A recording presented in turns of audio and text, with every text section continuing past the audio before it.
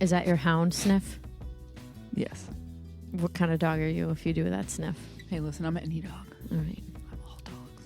Okay, welcome to another episode of Fit Pet Boston Talks. This is episode number 19. We are plowing through these episode numbers while we are in quarantine because Laurie and I have been doing little Q&A sessions. Today we are going to do something a little bit off the cuff, and Laurie is going to take the reins and talk a little bit about some things that she's been dealing with in private classes. So typically, what I do in this podcast series is I sit down with local Boston area dog trainers or dog handlers. We've had groomers on, we've had vet techs on, and we chit chat about our lives, our dogs, and our careers. And really, this is a platform for people that are good at what they do to educate and also to provide a platform for their clients to get to know them a little bit better. So it's been a really, really cool thing for me to be involved in. I am happy to do it. While we were in quarantine, I haven't been able to do any live interviews. So it's been a little bit of a drag, but I cannot wait to get back out there. And Monday cannot come soon enough for that reason and for the other reasons of, just letting us all get back to work. So Monday, May 18th, our sweet, sweet governor is supposed to give us some direction as to which businesses can reopen and when. So hopefully we will all have a little bit of relief at that time. But we are also always conscious that this is a health crisis. So we want to make sure that we are safe at the same time. So obviously everybody has been in the same boat, and we are just I think the two of us have been adapting and working as much as we possibly can during this time. And the majority of what we have been doing is private one-on-one classes. So just for those of you who may be new to the idea of dog training, or you're not quite sure exactly what it is, there are basically two types of dog training. So there's like a board and train situation where if you had a dog that was a puppy or had some sort of a problem, you could hire a trainer, and that trainer would take your dog and do some sort of quote unquote rehabilitation or training with your dog, depending on whether or not you're just looking for basic obedience, or whether or not you're training a police dog, or whether or not you're trying to change a behavior that you don't like. And then the second type of training, which is what we do mostly, is private one-on-one classes. Where we just meet with an owner and their dog, and we basically train the person on how to achieve their goals, whatever those goals may be. I guess there is a third type of training as well, which would be group classes, but that to me kind of falls under the umbrella of one-on-one classes because it's you working your dog, and the purpose is to develop your own personal relationship with your dog. So if you call ABC Dog Training, which is the company that Laurie owns, A Better Companion Dog Training, you will be getting private one-on-one dog training lessons. So we occasionally do take dogs for the day. We work with puppies. Well, I'm thinking of doing groups because everyone has so much time on their hands, and I have so many puppies at once, and I thought... Oh, yeah, and with the nice weather coming, I think that would be a great idea. Because we do all our classes outside. No. Which isn't a bad thing because it's more distracting. I agree. I was trying to teach a dog a down today. A beagle. And I was thinking about, see, you did have a beagle nose on in the beginning. I was trying to teach a down, and I was thinking in my head, like, oh my gosh, this would be so much easier if we were inside on the table or even just in our rubber room. But anyway. The rubber room. Yes. Yeah. Dog people are big fans of rubber flooring because it's easy to clean and it has a little bit of traction. No slip. No slip rubber flooring. Dog won't bust a leg. Is the best. And people won't bust their legs either. Mm-hmm. But they do because they trip on their dogs. So yes, we have had quite an influx of calls, Laurie specifically. People are getting dogs and they're in need of some training, and we have been doing dog training classes off the hook. Laurie was really busy today with 4 classes. I only did 1, where Laurie has a ton of experience dog training. I don't have quite as much, so she really is the go-to person for ABC dog training as far as private lessons and such, and I would still consider myself to be learning quite a bit, and I'm grateful for the opportunities that I have to teach, but she does a ton of teaching. I always say that you're the go-to person for woods walks. Yeah, I like to walk around in the woods and You are hang good out with the the dog. off-leash obedience. I Yeah. think that's your speciality. Yeah, and I really have been blessed during this time because we have spent basically when I started my business, my goal was to do woods walks. And then I quickly realized once I started, I was kind of working in the city and it was more difficult for me to do woods walks because the first problem that I was having was I just had a ton of dogs that were older and they just needed potty breaks and short leash walks. And then as I got more into dog walking, I was working with a lot of dogs that didn't have good recall and I didn't really spend enough time with them to develop that recall. And then as I started working more, my client list became more diverse and I was able to spend more time in the woods. And now that I have no clients at all very few dog walking clients, we've been day training and I've been able to go on woods walks every single day and work on recall with the dogs that we have. And very, very oddly enough, this whole quarantine has opened my eyes to what I like to do, which is hang out in the woods with dogs and just be able to be in that environment. So that is what I enjoy doing. I, of course, like to do obedience work and stuff like that. But really what I like to do is be on the road and, work the dog in the woods or on a leash and just be moving. I'm a mover and a shaker, I think. I enjoy that about my job, and I love obedience. it's currently not available, so I'm struggling a little bit. Yeah, it's hard because we've all had to we have to keep adjusting. Like the older you get, the harder it is to change, and all of us are finding that we need to continually change to fit a new schedule or a new time, or we're going to change this up. So it's honestly, I feel like every day it's always changing, and we have to keep adjusting. And I don't think I'm the only one. I think people like their schedule, like what they're used to. And Right. We're constantly adjusting now. Yeah, we How don't many really know dogs what we to take, expect. who we and- see. We have to adjust for the weather because our classes are outdoors right now. It's never ending. Right. This week, it kind of came to a head for me, for sure, emotionally, I think. But I think overall, I just have to be grateful that we have work and we have folks that need help and we're able to help them. And we're very lucky in that way, I think. So we're all in it together. we sure are. But Laurie has a list. We gotta help each other. Laurie had a list and she came to me and said, let's talk about this on the podcast. I was like, yes, let's do it. I was thinking about a few things because today's sunny. Last weekend was snowing. So we're really happy today was sunny. And with the sun brings sandals. Let's talk about the enemy and what he's wearing. So, guys, when you come to do a dog class, wear sneakers. Mm. And You mean because they're going to be moving around and they're stuff? moving around. Yeah. So, I saw somebody with sandals today, and that's fine. But mostly I'm thinking about the people who, when I used to do home visits, back in the day when there was no coronavirus and we were all going to die from breathing in the air. So when I would go into people's houses, they would be barefoot. Now, some people don't mind toes. It's fine. I don't need to hold the leash that you're stepping on with your bare foot. This was before Corona. I had OCD issues well before the virus. Well, I think that's just a basic hygiene thing. I don't think you have to be a crazy OCD person to not appreciate somebody put on a shoe. stepping on the You can leash put with on the a shoe. barefoot. Yeah.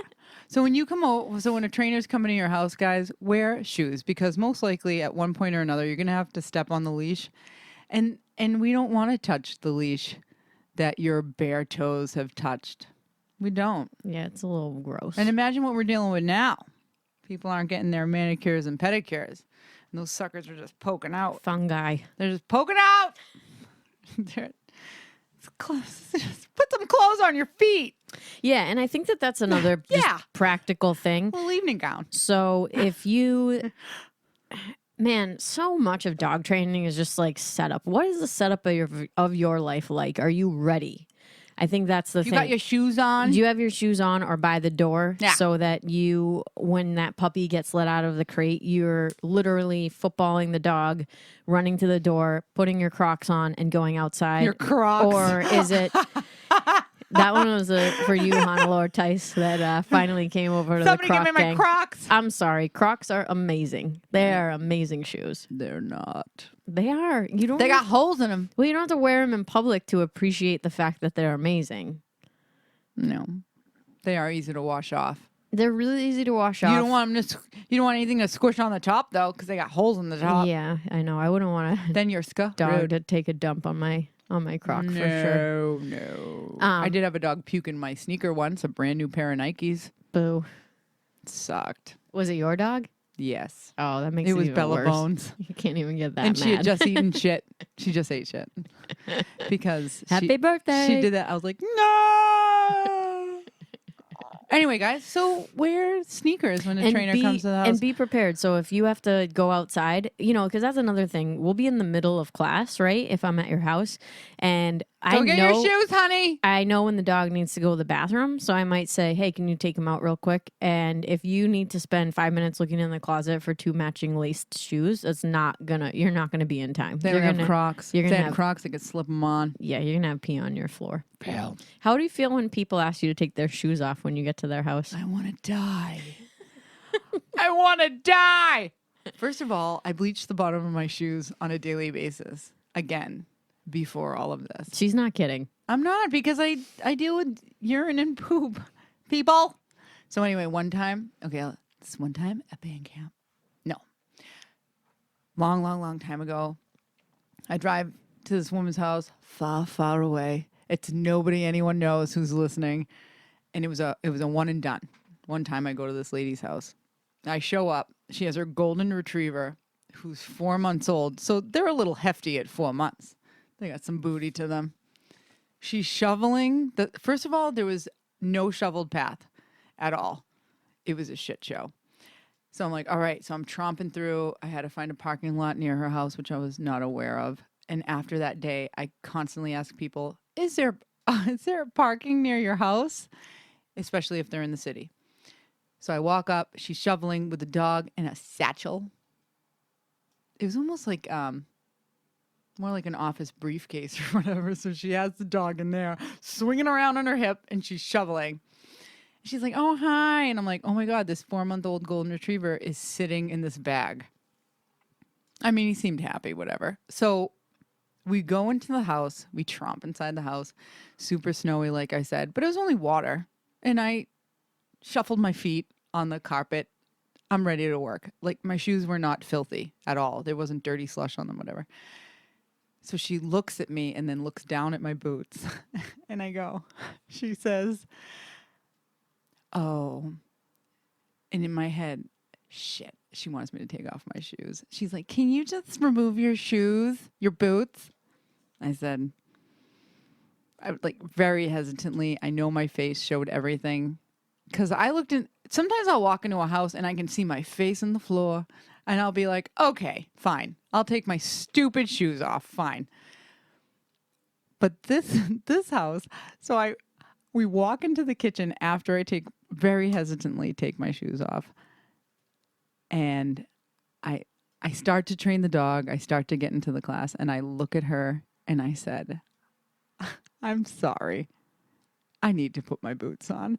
So I walk back because I looked at this lady's floor and I was like, if you're making me take my boots off, you better have a floor that I can eat a snack off of. Yeah, there's like Hershey's syrup on the floor. Come on, dude. Like dust bunnies by the fridge. It wasn't even a real carpet. It wasn't even a real carpet. It was like a sticky linoleum thing that you can peel off the floor. If you want me to take my shoes off, then my pristine socks, they better be shining after we're done. Yeah. No way. Yeah. No. I know. I've I'm not doing considered it. bringing house shoes with me to dog classes just for that reason. Can you imagine? Hold on. Let me slip on my LL Bean loafers for you. I can't.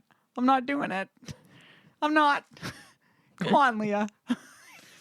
You don't have to tell me, Laurie. I just don't even. I pretend like I don't listen. I don't hear it if I walk into a house and they're like, "Can you take your shoes off?" Because this is the reason.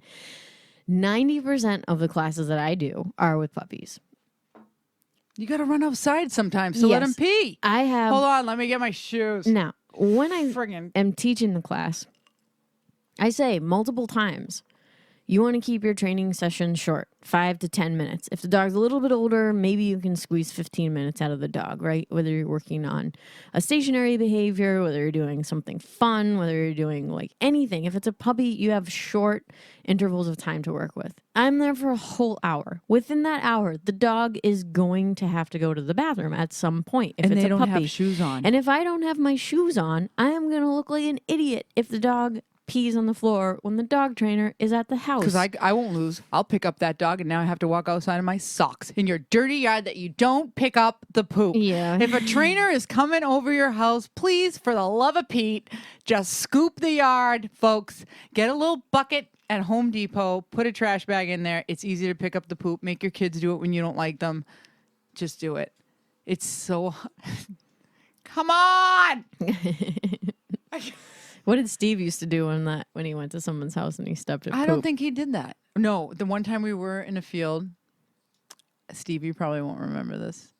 We were out in a field and he was doing bite work and he slid in it. We were out in a field out in Burlington and he slid in it and he goes, "Fucking dog owners." So guys, we pick up because we don't want to be that. I don't want to be walking and then I step in it, especially, if you're in the woods. Okay, fine. And you have to understand something about ABC dog training. Laurie is pristine when it comes to cleanliness. Because if I'm You wouldn't dirty, even your know- dogs are dirty. You wouldn't even know that there are Sorry. dogs here. Telling Or we you right have now. dogs because it's just a constant game of cleaning And all the grooming time. is a part. Cleaning your dog, grooming is a part of dog training to me. Your dog needs to be able to tolerate the groomer, tolerate touch, brushing, and nail cuts. And Which that's is, how you have a clean dog.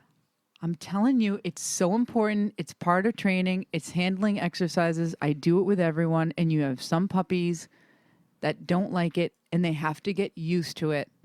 So we do it with food. We do it the nice positive way. You feed, you touch, you do all these things so that when your dog goes to the vet tech isn't struggling with them or the groomer isn't risking their life every time they cut your dog's hair or they have to cut their nails. By the way, guys, find somebody who will cut your dog's nails if you don't want to do it and go to a professional that will finish the job. Don't go to anyone else. If the person decides to Dremel your dog's nails, which is file them down, that takes a lot of work. Usually, if a dog gets used to a Dremel, it's from a very young age, and it's usually breeders' dogs from my experience. You have a breeder, you go, you Dremel their nails, they're used to it from the age of 7 weeks old. You can't get a brand new dog or have your friend or you go and buy a Dremel and just slap it on the dog and think that everything's going to be fine. You also need styptic powder in your house. Any kind of styptic powder that you can get on Chewy.com or Amazon, so if your dog's nail bleeds, you can stop it up. But find a professional to cut your dog's nails so that they don't turn into Cujo and you're not able to cut it. Or if your dog has a tendency to bite, do muzzle training. Do not be ashamed if your dog needs a muzzle. It's fine. Feed the dog out of the muzzle all the time. Get them acquainted with it. Let them stick their nose inside the muzzle and get a bunch of food or gross, like canned cheese. I don't care. I just care that they like the muzzle so that I can get the job done. Yeah, we had quite a few dogs this week that I don't think anybody else besides you has been able to cut their nails. Has anybody been able to cut Brandy's nails besides you? Yes. They have? The vet cuts Brandy's nails. I think they use a muzzle. She's getting better, but She's great. With time, like you can do so much work, and with time, the dog learns to tolerate you, and then it's one visit with somebody else, and that person maybe didn't know what they were in for, and the job doesn't get done, and then it almost sets me back 6 steps. So find the person that you trust to cut your dog's nails. It's completely worth it, and it's completely worth it to spend the money. And if your dog has nipping and mouthing behaviors, it is okay to teach them what a muzzle is before they go to the vet, and the vet needs to restrain them. And their first experience with a muzzle is 5 people surrounding them, 2 or 3 people surrounding them, and they holding get this, them down. yeah, and they get this thing shoved on their face, and then they're scared because they're going to get bit, or they're hesitant with their touch because why wouldn't you be if you're going to get bit? So they do what they need to do to get the muzzle on the dog. Some situations change this, and you're not able to, like you don't want to put the dog under a lot of pressure, but it's only when I've had dogs who have seizures. And sometimes those seizures tend to be brought on by grooming, Stress. change in environment, basically stress. So if your dog has seizures, that's a different story, but all the more reason to find somebody who can cut his nails as safely and peacefully as possible. So get the muzzle work done and find somebody to do it. So that was one of the points I wanted to talk to about nail cutting. Just find somebody who will And I do also, it. a lot of vets right now are not doing nail cutting because it's kind We're not of allowed to in more of an Massachusetts right elective now. thing. Yeah, so Grooming is closed in Massachusetts right now. And so we'll find out Monday if we can open. to groom. Yep. All right, what else you got? What else do I have? I'm a big fan of Kuranda dog beds, so I want to give them a shout out. Yeah, I want to give Corinda a shout out as I well. love them. So Kuranda, Kuranda. It's www.kuranda.com. I think they're a really awesome company. Their beds last forever. They're easy to assemble and they're durable and they make beds that are chew proof. So if you have a dog that needs to be inside the crate a lot, so and we're seeing it more and more where you might have a dog that's destructive when they're outside of the crate and they need to spend. We talk a lot about quality of time out of the crate over quantity of time out of the crate. If you have a dog that is destructive or a young dog or whatever, Kuranda beds are a great addition to the crate because they're sized to the crate and they work awesome for, just creating a nice, comfortable, yet durable surface for your dog to hang out on. So it's a great company. Easily cleaned. We all know how I like that. So you can get a bunch of tops that go on it. I get the vinyl one because, like I said, you can just wipe it with a wipe. And I bought my 3 Kuranda beds 3 years ago. And the only thing I've done is call the company and I asked for some new legs. And they were shipped out the next day. Yeah, they shipped out a really small bed that I was using as a place board. And it didn't have something. It was incomplete. And it was to me within 2 days. I think the customer service there is incredible. So if you need a Kuranda bed as well, you can call us up. We can order them for you. Right now they're offering a discount for us. So if we order them, you can get a little bit of a break. They're great. And they're great for practicing too. You can bring them out into the yard. You can practice on your bed. Love doing long downs on them. Long downs on your bed. On your bed. A lot of folks call that the place command. We say on your bed. Doesn't make a difference. It's the same thing. But if you're practicing, you can do that in the yard. You can bring them outside. They can go inside the crate. They can go inside your bedroom. If you're worried about the aesthetics, because they are made out of, the standard ones are made out of PVC pipe and a vinyl surface for the dog to lay on. They have aluminum now too. They have aluminum. They have different surfaces as well. They have kind of like a mesh or fabric. Yeah, that's like easy to clean and it has a little bit more airflow underneath. So if you're worried about the aesthetics, you can always just throw a blanket, a nice fleece blanket on there or something like that. And your dog doesn't get those elbow sores, especially if they're a large breed and they tend to get those very leathery spots on their elbows. Just direct them over to the cot. On your bed or the place command is the best command ever. Use it everywhere. When you're having dinner, instead of your dog begging at the table or sticking his nose under your armpit. Maybe you like that. I don't know. I don't like that. I don't like that. So I have the dog stay in place. And on that cot, we give dogs things to chew so that they don't get off the cot. Yeah, this was one of your other points, right? Yep. So they don't get off the cot and they're seeking out their own entertainment. So when your dog is sitting there and you're working on the place command while you're having a snack or you're having dinner, dog's over on the cot and you provide chew toys. What are Laurie's favorite chew toys, everyone? I will tell you. I know what they are, but I don't want to give it away. No, you can. If Miss Joy is listening, she's going to be reciting this aloud. I like Durachew Nylabones. Those are one. Durachew only, not the ones they can break up and swallow. So Durachew Nylabones. I recently got a subscription to, what the hell did I get a subscription? Bully Make. I love Bully Make toys, guys. I like the nylon and the rubber toys that they have. They are extremely durable. and the dogs can't get through them. Maybe if you have a Dutch Shepherd or a Malinois, if you have a chewer, they'll chew the rubber. But yeah, if you have a dog that chews a nylabone to the point where it looks like somebody crushed up chalk, like a shank, there is going to be very few try to break out chew toys that your dog is going to be able to enjoy unsupervised. So, if you, and I'm thinking about Layla, our friend's dog, if you leave her unfettered with she'll confetti the nylabone. Yeah, it just looks like literally like confetti. So it's something that you can supervise if they have. And I would say 2% of dogs would fall into that category of destroying a nylabone or a chew. Or some of them might. We're lucky because Layla spits the pieces out. She's like, yeah. And she's like, I made it my bitch. So she spits it out. But Moxie tends to start to cough when she eats them too long. These are literally 3 dogs. She chokes. I can name dogs that have had problems with nylabones. There are so few, but Durabone nylabones. I love Bully make toys, the rubber and nylon ones only. They make other materials, but my dogs will eat those. Rope and something else. The next is any bionic toy. So the bionic line of toys is pretty strong, and you can put food inside the toys, so it's kind of interactive. But it gives your dog a reason to stay on the cot. If they're bored, they're going to want to get off. And all your problems in the house, all this destructive chewing and counter surfing is because your dog is bored and you feel like you need to give them the whole kitchen to run in. And then when you're not looking, they're jumping on the counters. You can't leave a puppy alone. I'm telling you, they're just going to chew everything, guys. Just leave them in a 5-foot distance of you. And if you have to go to the bathroom, crate them. Don't bring them in the bathroom with you so they can take a shower with you. Don't do that. Don't do that. That's not the point of the crate.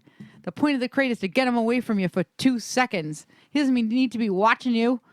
I don't know what you people do in your home.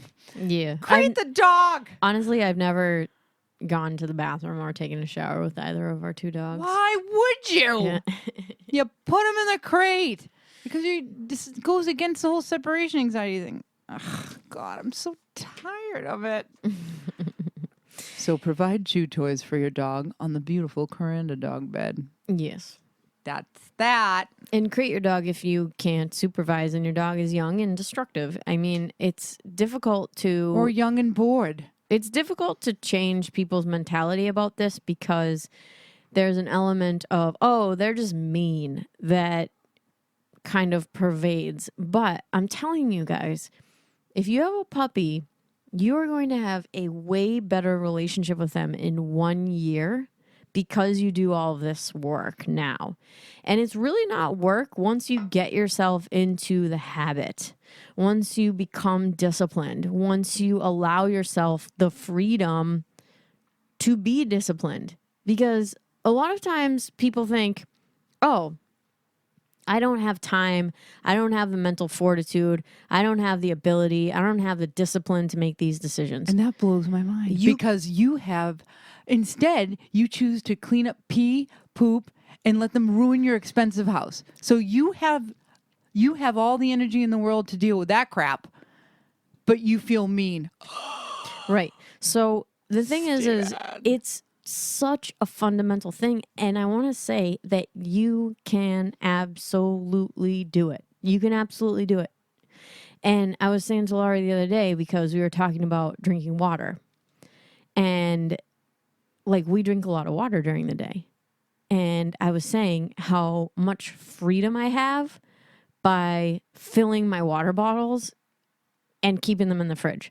So if I have my water bottle in the fridge, I'm literally looking at my VitScan 64. I'm waiting to see where you're going with this. 64 by the way. ounce. I don't know what's happening. I know, 64 ounce water bottle, and I haven't done too much with it today because I already drank 2 32-ounce Nalgene, so I'm up to 64 ounces already. But having those water bottles in the fridge and knowing like, okay, I just have to drink those today. Like, I'm good. I don't have to think about it. I don't have to like labor over it in my mind. It's there. I drink it.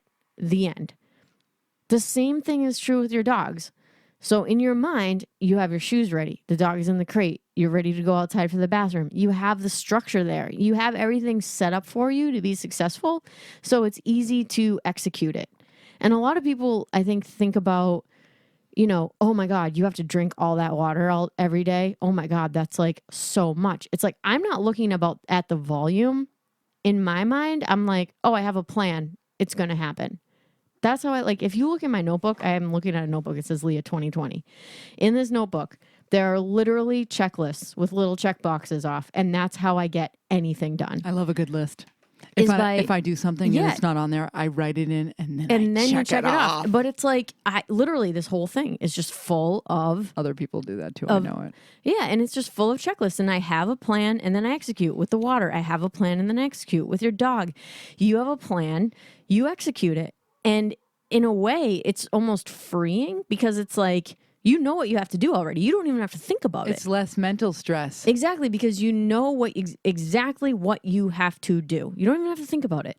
You don't have to think about oh my God, this is so mean. No, it's not. You're providing... It's just a schedule. Yeah, you're providing structure for your dog that needs that desperately. Yeah, that's mean. Not giving your dog structure, which is something that they thrive on. Instead, letting them stare out the window and bark all day at people walking by.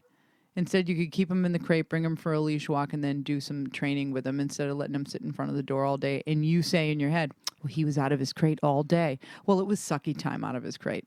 Right. Suck. Instead, you could have been doing something with him, but you were so overwhelmed because you were chasing him as he grabbed the shoe and then chewed the molding and then started barking when you made your office call or when you said hello on the phone. Do you know how many dogs bark when you say hello? Oh, it's a nightmare. Sometimes I just yell hello and we feed dogs. We would yell hello and feed dogs because it would tip the dog off that somebody was there. Sometimes if I'm up here, all of a sudden, you'll be teaching a class downstairs and all I hear is, hello! And then it gets the dog all lit up. So stupid. And then everyone's like, I get so upset when somebody comes to the door and he jumps all over them. And I said, well, when somebody comes to the door, do you go, who's that? Who's that? Who's there? Who's at the door? So you're telling the dog, let's part. You're the MC. Who's at the door right now? It's the mailman. Let's kick his ass. So then when the dog goes off, then you get so mad. You're like, that asshole. And I'm like, who's the asshole here?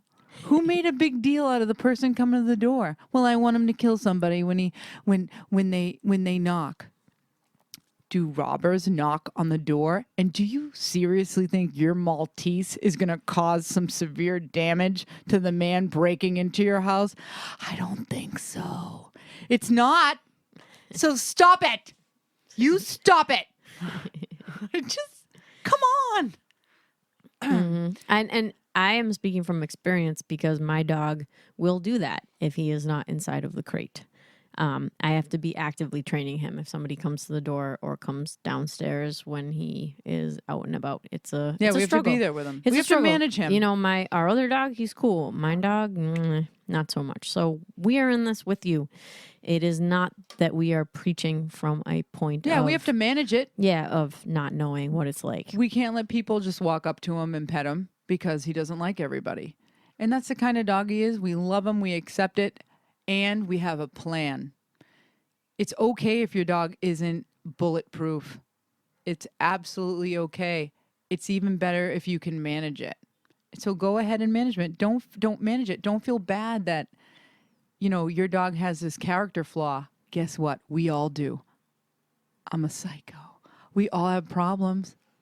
Just don't throw him away. Don't throw your dog away because he has this one problem. Well, I think that people are less likely to throw the dog away as they are just to let the dog do whatever it is that they do. Yeah, they're like, oh, screw it. And then just give their guest a glass of wine so it goes away. Yeah, or he shuts up after about an hour. He's like, just be quiet and then, he'll stop. But if you can direct your dog, instead of him being like, holy crap, my mom doesn't understand what I'm going through. I'm going to have to handle this situation by myself. I'm just going to go kill the person or I'm going to go bark at them. Instead, they could be like, Ma, what do I do? And you're the coach and the dog's the player. And you're like, hey, buddy, why don't we do this instead? So it's just a matter of giving direction. And you know what? If you feel like just getting drunk with everyone, put your dog in the crate. And then you don't have to work the behavior. But don't leave your dog out there to fend for himself. You have to be his advocate. Sometimes we end up with dogs where we have to be their advocate because they're a little special, just like you. You're special just like everybody else. And on that note, I'd like to go to my next point. Which is? Nippy mouthy dogs. So I got an email. And the woman said, so she has a nippy bitey dog. And she came to me she's like, this is an emergency. So I hurry up and I booked the class. And I'm going over some stuff with her. The dog is normal puppy, nippy behavior. The dog's a little more vocal than I would like. So if you go to pick up the puppy, he gets a little cray cray, but not when you first pick him up.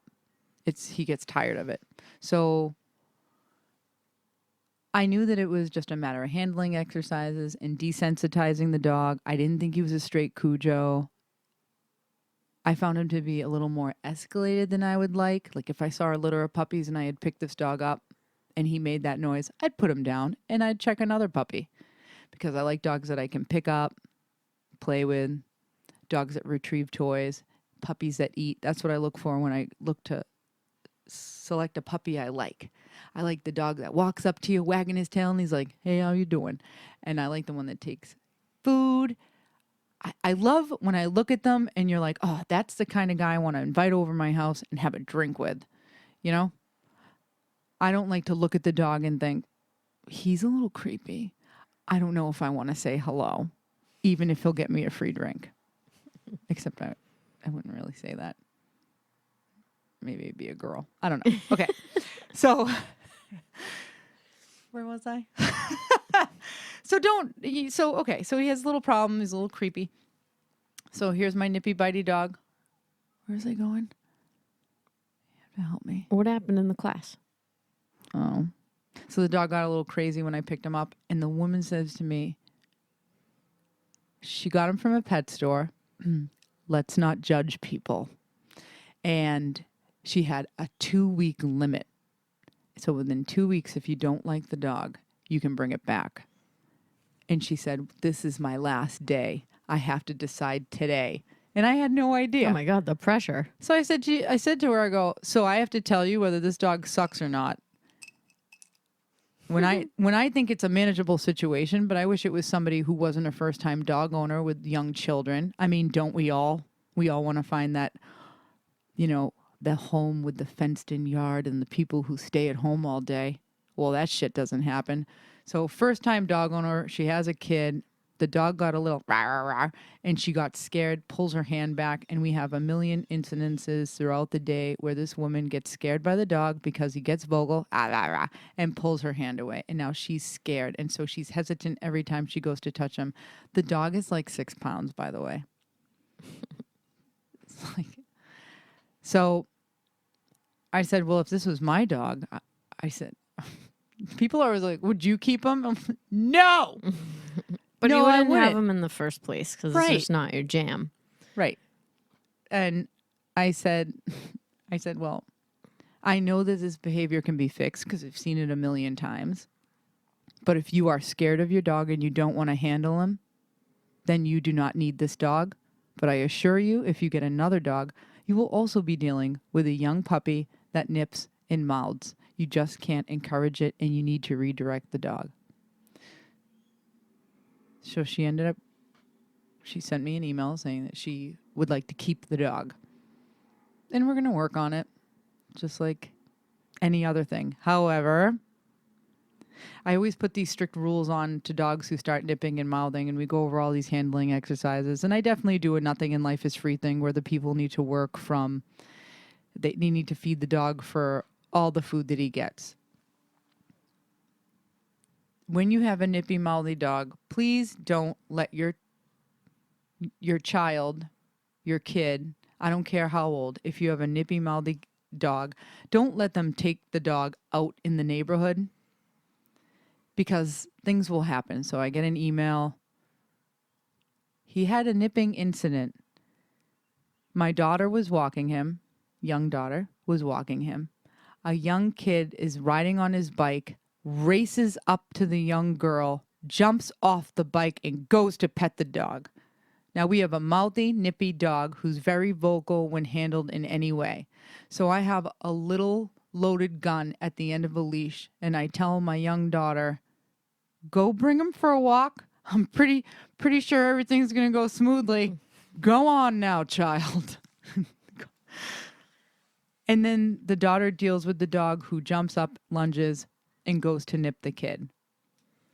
When you have a mouthy, nippy dog, or you've had incidents with the dogs where they draw blood, please do not let your kid out to bring the dog on a walk because you don't know what they're going to encounter. You don't want the dog to be able to practice the behavior if you're not prepared. So the advice I gave her was, you can't leave your kid alone with the dog. You need to be within a 5-foot distance of your dog and your child who's handling that dog. And you need to be able to tell people to go away. Yeah, and to kind of piggyback off of that experience, I was walking one of the groups of dogs in Medford, months ago, obviously, but I had, I think, 3 or 4 dogs, and we were walking on the sidewalk, and there were 2 kids playing in a driveway, and they had scooters, and the little girl had, wings on her back, those like butterfly wings or whatever they are, like a Halloween costume type of thing. You mean like when I wear my T-Rex costume? Not like that, but a little different. Yeah, a little different. My ballerina costume with the wings? Yeah, more like a Tinkerbell yes, costume. Now I know what you're talking about. Yes, I always wear my fairy outfit, yeah. Mm-hmm. Now, there's a lot of stimulus. There's scooters, there are costumes, and there are screaming kids. And so I'm like, okay. Nightmare for a dog. Yeah, so I have dogs, worried. so I go ahead and I cross the street, and I'm on the other side of the street. And you provide distance between the stimulation and the dog. Right. And the kids go out into the street. Okay, no big deal. And then as I'm getting closer, and this is all happening within like 10 seconds, as I'm getting closer to just passing the house and just being done with it, the little girl throws the scooter down with the wings, throws the scooter down and starts screaming that she doesn't like dogs. Oh, come on. You're late. Yeah. So, now I'm a grown up, I'm 34 years old, and I don't want to just take this kid to school in the middle of the street. Kids don't even have to go to school anymore. Yeah. So I just started basically running because I was like, oh my God. I'm getting the hell out of here. Well, I didn't, none of the dogs are reactive to that type of stuff, but the one that would have been was like just about ready to lose it. And I was like, I can't do this. So I just started to, let's go. Yeah. I was like, come on guys, let's go. And when something like that happens, I immediately start cueing into my dogs. I'm just like, you guys with me? We're all set. We're all good. Everything's cool. Keep them engaged when you see something. Yeah, it keeps them engaged. I'll, hop up on a curb. I'll move a little faster. I'll cross the street. I'll do whatever it takes. The point I'm trying to get at is children are unpredictable. They're very unpredictable. They do things that are so creative that nobody in their wildest dreams or craziest LSD trip would ever do. And as a handler, you have to be prepared for that type of stuff. And that's also why kids and dogs, especially if the dog is a little reactive or mouthy or whatever, it's just a bad combination. Yeah. So either if you're a parent and tie the kids up, no, you don't do that. If you're a parent and you have a dog and children and it's difficult to manage, that's something that you should set up before you get the dog, right? Set those rules up, set that discipline up before the dog comes into the picture. Then you want to pick a dog that's going to be a good fit for your family. And then in the situation where the dog is not a good fit for your family, you have to be willing to accept advice such as maybe this dog would be better off in a different home. Which honestly, we don't say a lot. We don't. It takes a lot for us to say. And it's a tough pill to swallow. I was on the supporting trainers page and a couple of days ago and somebody posted a scenario and literally 6 people were just like, dog needs to be rehomed. And it was a situation with kids and dogs. Because we can try and try and try. And sometimes the writing is on the wall. Right. So anyway, it's difficult. It's a difficult situation with kids and dogs. So be prepared if it's something that you are trying to decide on. And, every kid is different, just like every dog is different, just like every person is different. So it's going to depend. But again, if you're talking about a situation like Laurie's talking about, if you have a dog that's already difficult, that might be a walk that the parent needs to just go on with the kid. And if there is a situation where, a kid does roll up on a bike really fast and dump the bike and want to pet the dog, a parent can be there to be like, No. hey, we need to create some space. You can absolutely tell the kid, no. Yeah, you can't pet my dog. You can't do that. Change directions, empower your child so that they know what it looks like to just save space and be an advocate for their dog. You need to make an example for that so that when they do go out on their own with the dog, they have that in their back pocket. Like, oh yeah, I was out with my dad, I was out with my mom, and I know what I need to do if something like this were to happen.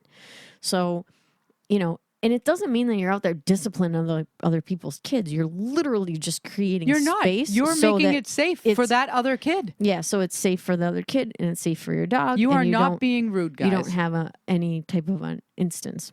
Yep, you're not being rude. It's okay. It's better to sound mean in your head than to have that kid get nipped and draw blood. I mean, you are in for a slew of issues if your dog leaps on another child and draws blood. Sometimes you get lucky, and there's a parent that says, hey, that's okay. We have a Cujo that lives in our house, but now he's old and fat, so he doesn't do those behaviors anymore. That's another thing. Somebody else was like, well, my dog's old and fat now, so I was really just waiting for that moment so that he would behave better. Fine. Anyway. I think that's going to wrap you, Pappy. I think we made it through your whole list, right? Do you have anything else on there? It's fine. I have just to keep a leash on your puppy inside the house. Oh, we should talk about that in a whole separate episode. All right, we'll talk about leash situations in the next one. All right. Leah's tired now. I'm not tired now. We just covered so much. Well, that's okay. I'm tired. That was a very broad. My drink's empty. We did cover a vast array of topics today, and I'm sure at some point we may dig deeper into them. Regardless, it has been a very popular time to acquire a new dog for a lot of people. So if you're in need of some help, you can by all means reach out. If we are unable to help you out, we have a long list of people that would be able to help you. So sometimes it requires a different personality. It requires a different level of experience. And, we're more than happy to refer people, out if you're just living too far away. That's really the main issue for us. We try to take on local folks. And if you're too far away, or if your dog is a real behavioral challenge, we have plenty of referrals for you as well. Yeah, if we can't address the issue, we can find a trainer who can address the issue with you. And some trainers are a better fit for certain humans. Right, personality-wise. Maybe you don't want to listen to us. Yeah, which maybe happens occasionally. You don't like me. It happens occasionally. I don't know. I think people think that you're just hilarious because you are, but I don't know. The last lady didn't think I was so funny. It's old school. It's the old school sense of humor. All right, you guys, please enjoy this episode. I hope that you will continue to listen to future episodes. If you haven't listened to the ones in the past, please check out the previous episodes. I have done I think a good job of interviewing folks in the Boston area that are really good at what they do.